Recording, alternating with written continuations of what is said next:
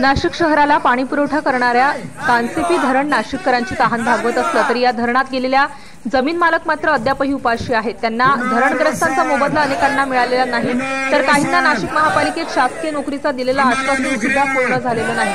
अनेक वेळेस आंदोलन करून सुद्धा शासन आणि महापालिका जलसंपदा विभाग दाद देत नसल्याने आज त्यांनी पायी मोर्चा नाशिक महापालिकेवर काढला आहे। 15 ते 20 किलोमीटर पायी चालून ते आज नाशिक जिल्हाधिकारी कार्यालय आणि नाशिक महापालिकेवर आंदोलन करणार आहेत। आपल्या जमिनीपासून वंचित झालेला हा शेतकरी आता उघड्यावर पडला आहे।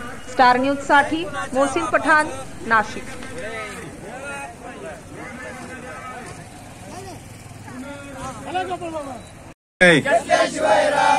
कोण म्हणता देत नाही, पाणी आमच्या हक्काचं, नोकऱ्या आमच्या हक्काच्या, पुनर्वसन पुनर्वसन।